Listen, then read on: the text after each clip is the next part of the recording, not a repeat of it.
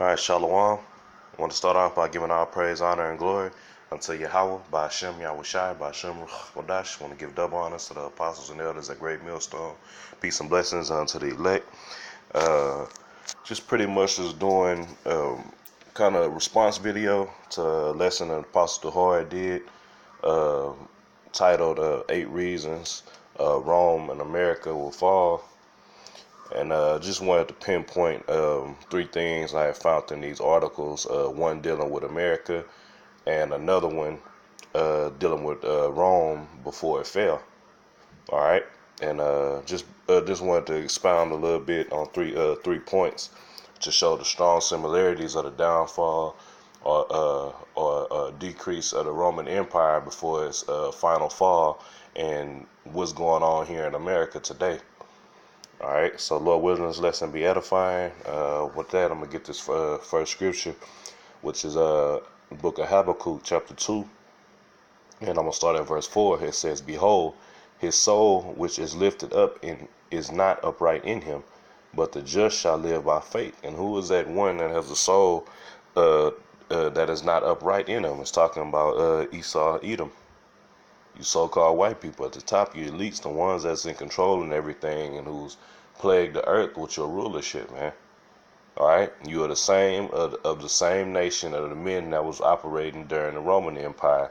All right, but reading on, it says, "Yeah, also because he transgressed by wine, he is a proud man, neither keepeth at home, but enlarges his desire as hell and as debt, and cannot be satisfied, but gathered unto him all nations, and heapeth unto him all people." And just real quick, what was the Roman Empire was like a metropolis. In other words, you had all nations gathered together in Rome, man, as you see today here in the revised Roman Empire, man, America.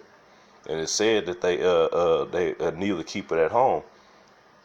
America has, matter of fact, it's going to come out later in this article, the exact number of military bases. I think it's up to 700,000 military bases throughout the earth.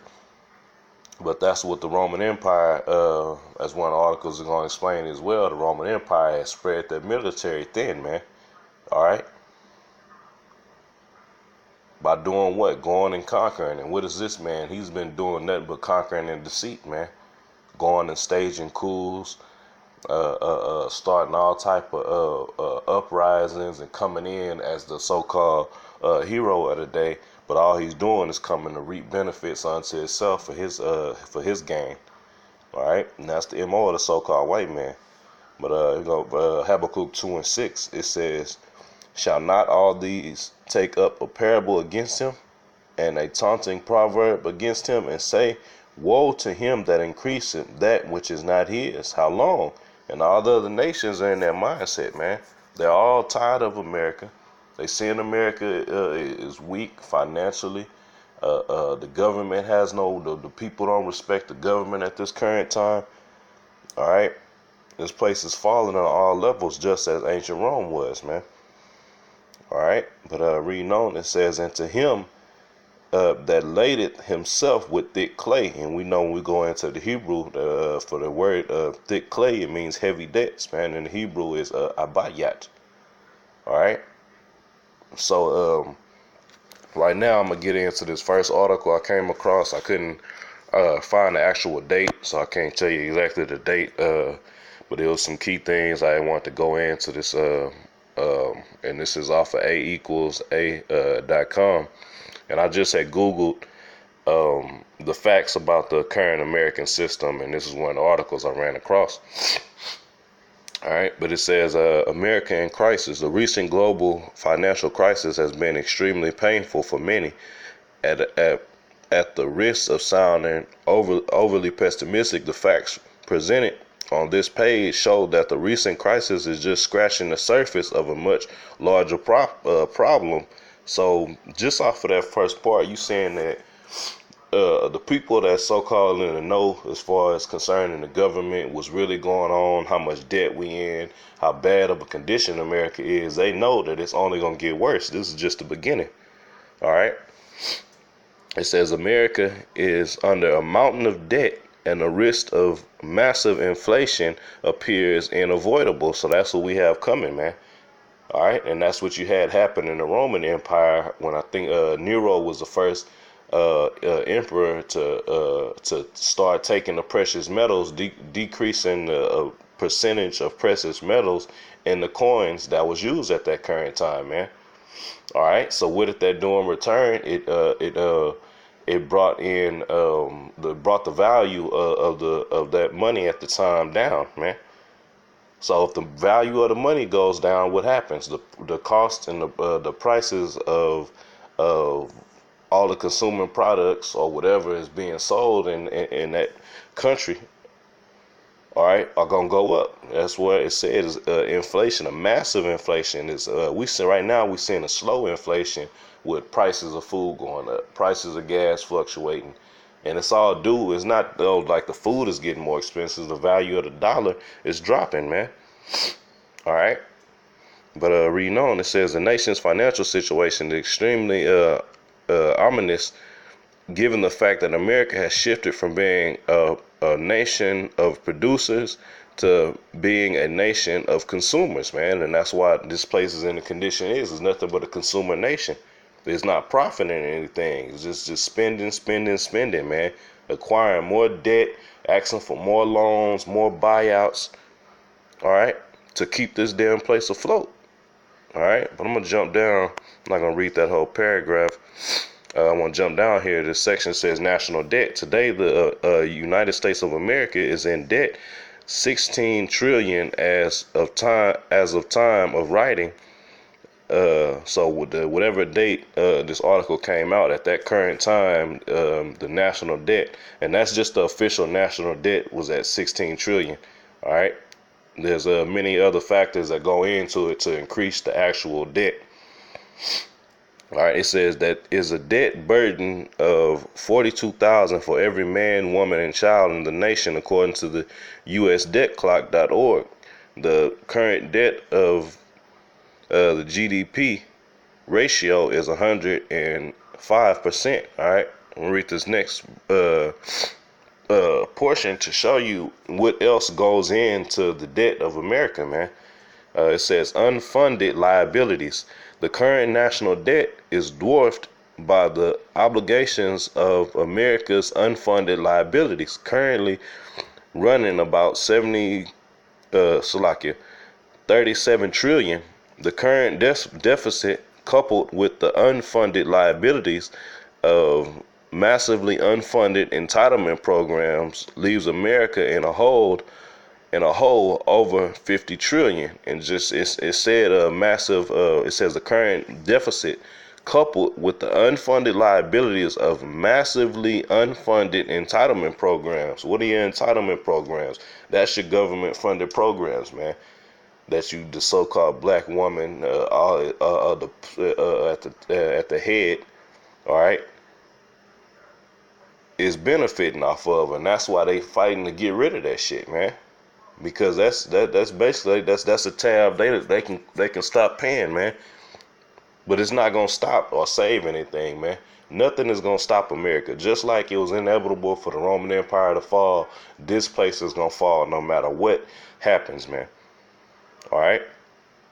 But let me read on a little bit. It says these numbers are astronomical. Still, the true picture of the total government obligations might be distorted thanks to rosy accounting.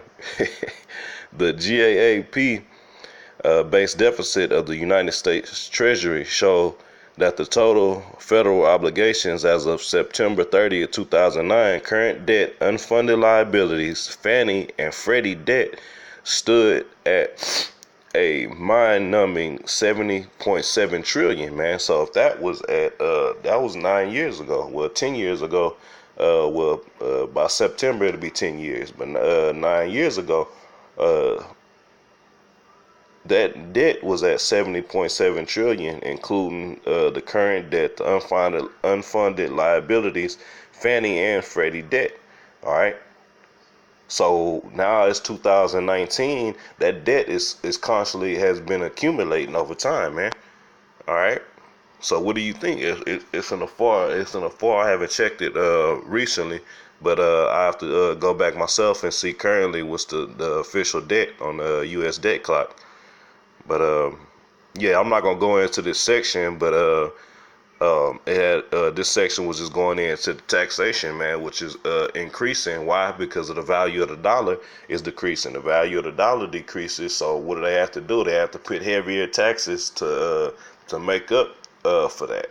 All right, I'm gonna jump down. Okay, this is the last part I wanted out of this article. It says military occupation abroad, according to the U.S. Department of Defense, as of December 34th, 2007, there were 288 and 627,000 active military duty personnel outside the United States and its territories, including but not limited to 57,155 U.S. military personnel in Germany. All right, jump around, but this is the main point I want. It says the U.S. has over 700 military bases in over 120 countries, man. All right, so it's showing you just as if the Roman Empire was, they had the military spread out, man.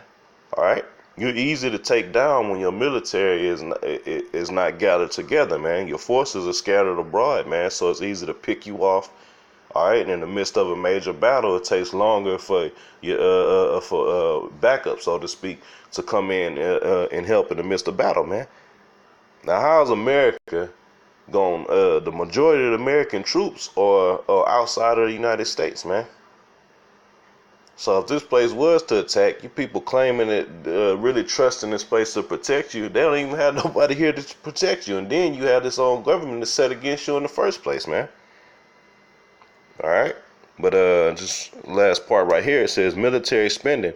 According to the budget of the U.S. government, defense operations for the 2010 fiscal year are projected to be $755 billion to a mere $2.06 billion per day. In that same budget, the current administration projects defense spending to reach $821 billion by 2015. Okay, so this is a old article, but now, like I said, we up to 2019 now.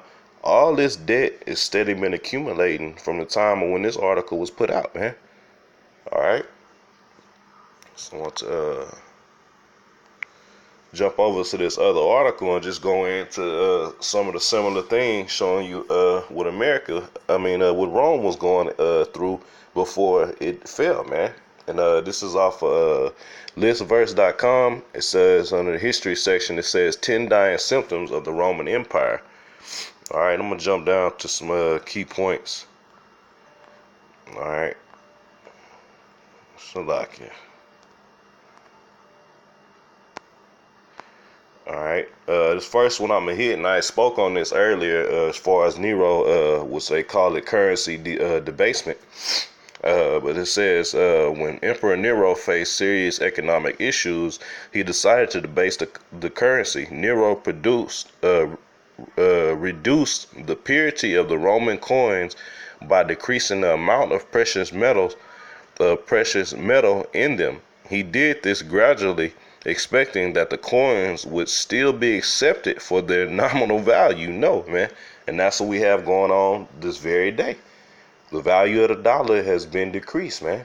And then if you even look at say you get a quarter, it started, I remember, with the penny, but now you get these new quarters and they light as a feather, man. You can tell there's no real precious metal or anything in them, man. All the coins, they real lightweight. And you could tell this is not the same weight of the old coins, man. All right. But it says, but the reduction in purity became noted, followed by inflation, which we are facing, man. And we in like a low level of inflation, man, to where you just seeing every couple days or something you see. But it's gonna come a point to where when this dollar is completely done away with, you're gonna see hyperinflation. In other words, by the time hyperinflation is a high level of a price increase, man. All right, it won't take days, it won't take an hour.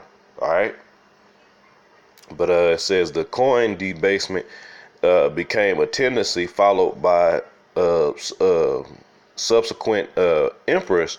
The denarius, the most common Roman coin in circulation, had an average silver content of 91.8% during the time of Nero, AD 54 to 70 to 68, 76.2% during the time of Marcus Aurelius. All right, it says in 58.3% by the time of Emperor Septimius Severus. All right, and this once again is touching on inflation. It says debasement of the Roman coins triggered a severe inflation problem by 301 AD. Emperor Diocletian was forced to issue an imperial edict of prices to control inflation. During the 150 years prior to Diocletian's edict, the value of the silver had increased 86% and gold 45%. All right, the edict did little to solve the inflation problem, man. And I want to make sure I read that part because it shows you, okay, it solved a small amount of issues. But it didn't. It did it on a low scale. In other words, there was no way that Rome was gonna bounce back from its deficit the same way America, man, is gonna fall no matter what happens, man. Grab a quick scripture real quick. This is Jeremiah 51 and.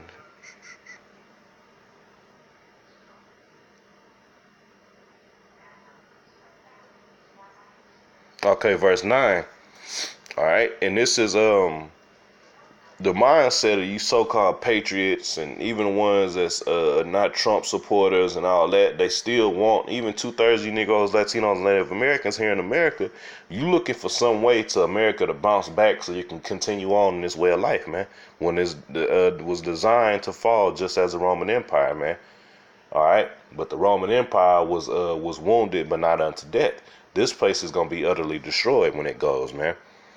All right, but this is Jeremiah 51, and I'll start at 8. It says, Babylon is suddenly fallen and destroyed. How for her? Take balm for her pain, so she may be healed. All right, and what is balm? It's a healing agent, man.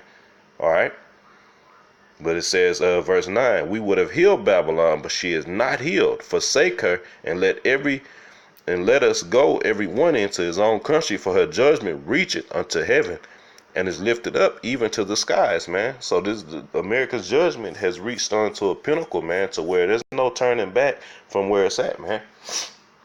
All right, but I want to jump down to one of the.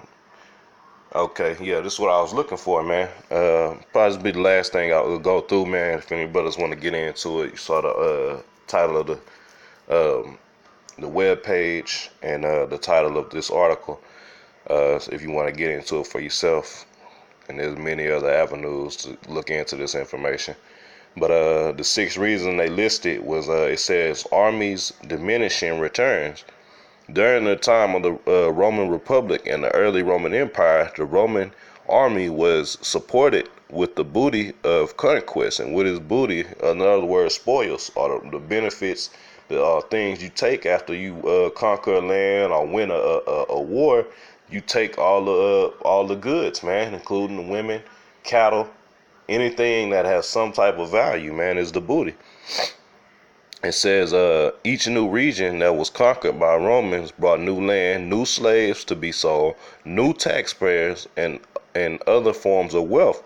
When the Roman Empire reached its maximum size, the army actively became largely defensive. There was no booty conquest to support the soldiers, and the army had to be supported by taxes. Only the guarantor of Roman growth and prosperity, the army gradually and ironically became a necessary evil that drained the wealth of the Roman people. The increase in tax pressure required to run the army forced many members of Roman middle class into poverty. And what's that you have going on right here in America today, man? Because of all of the spending that's being sent over to Israel, being put into military defense, weapon technology here in America, an increase of taxes and inflation on food prices and products. And what do you have? It's either you doing good in Babylon or you living check to check, man. Majority here, people here on the shores of America, if they go 2 weeks without a paycheck, they homeless, man. All right. So I'm gonna end it on that, man. Just wanted to bring out those few points dealing with Rome and America falling. All right, and just as Rome fell, this place will fall as well, and the signs are all throughout this place, man. All right, this is the revised Roman Empire, and it will go down. All right. With that, I want to give all praise, honor, and glory unto Yahweh, Ba'ashem Yahushai, Ba'ashem Ruach HaKodash. Double honors to the apostles and elders of Great Millstone. Peace and blessings unto the elect. Shalom.